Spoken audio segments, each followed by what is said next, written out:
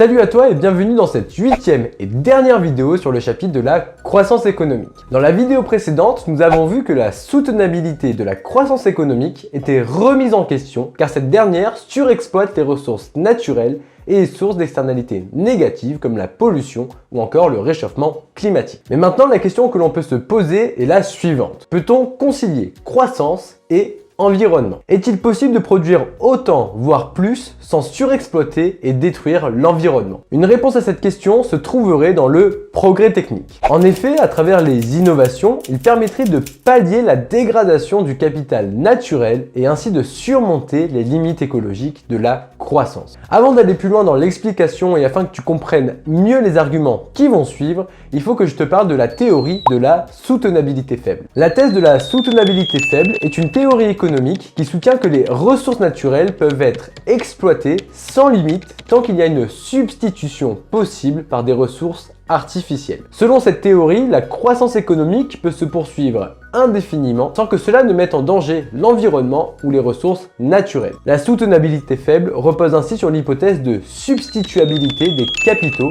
qui suppose que les différents types de capitaux, naturels, humains ou physiques, sont substituables, interchangeables les uns aux autres. Autrement dit, si une ressource naturelle vient à manquer, il sera possible de la remplacer par une autre ressource artificielle. Maintenant que tu sais ça, on peut passer à la suite. Mais garde en tête que les arguments que je vais te présenter reposent sur cette théorie. Donc répondons à la question, comment, quelle façon les innovations permettent-elles de surmonter les limites écologiques de la croissance? Alors premièrement, certaines innovations peuvent réparer ou compenser les dommages causés par la croissance sur l'environnement. La disparition de certaines ressources naturelles, notamment des espèces animales et végétales cruciales pour notre écosystème, peut sembler irréversible. Cependant, selon cette théorie et grâce au progrès technique, nous pouvons développer des technologies qui se substituent à ces fonctions naturelles ou qui les restaurent. Prenons l'exemple des drones pollinisateurs. Face au déclin des populations d'abeilles, essentielles pour la pollinisation de nombreuses cultures, la start-up californienne Drocopter a innové. Elle est devenue la première entreprise à polliniser avec succès des amandiers, des cerisiers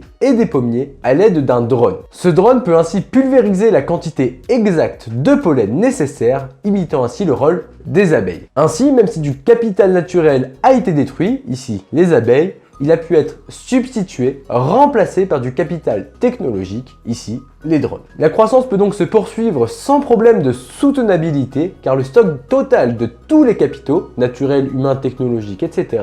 est resté le même. Ensuite, la deuxième chose, c'est que certaines innovations de procédés peuvent rendre la production moins polluante et donc diminuer la pollution qui est une externalité négative de la croissance sur l'environnement. En effet, en introduisant des technologies plus propres et plus efficaces, les entreprises peuvent réduire leur consommation d'énergie et leurs émissions polluantes. Cela inclut l'adoption d'énergies renouvelables comme le solaire et l'éolien et l'amélioration de l'efficacité énergétique dans le processus de production. L'industrie de l'énergie solaire photovoltaïque et éolienne illustre parfaitement ce point. En utilisant le soleil et le vent, des ressources inépuisables pour produire de l'électricité, nous réduisons notre dépendance aux combustibles fossiles et par conséquent nos émissions de gaz à effet de serre. De plus, des innovations comme l'ajout de filtres à la sortie des cheminées d'usine permettent de capturer les émissions polluantes avant qu'elles n'atteignent l'atmosphère. Ces innovations permettent, en diminuant la pollution, de rendre la croissance soutenable,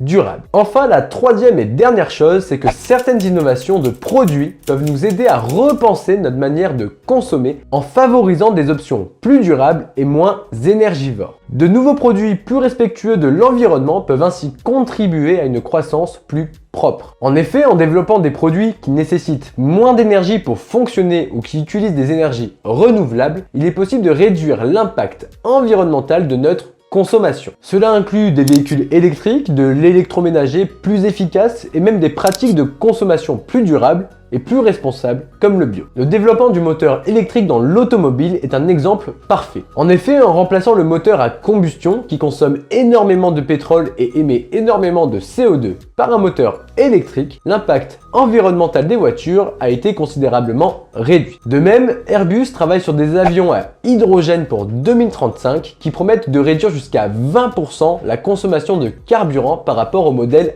actuelle. Le progrès technique à travers des innovations variées offre donc des solutions prometteuses pour surmonter les limites écologiques de la croissance économique. Que ce soit par la réparation des dommages environnementaux, par la réduction de la pollution industrielle ou le développement de produits plus durables, les innovations permettent de concilier croissance et respect de l'environnement. Attention toutefois, ce n'est qu'une théorie et en tant que telle, elle peut être sujette à débat, notamment par les partisans de la soutenabilité forte qui considèrent que les ressources naturelles sont irremplaçables ou très difficiles à remplacer, comme c'est le cas pour la biodiversité ou les écosystèmes fragiles. Pour eux, les innovations technologiques seules ne peuvent pas repousser les limites de la croissance économique. Certes, elles peuvent réparer les dommages causés au capital naturel, mais elles ne peuvent en aucun cas le remplacer. Voilà, c'est la fin de cette série de vidéos sur le chapitre de la croissance économique. J'espère que tu as réussi à mieux comprendre ton chapitre et que ça t'a aidé dans tes révisions pour le bac. Si cette vidéo t'a plu, n'hésite pas à liker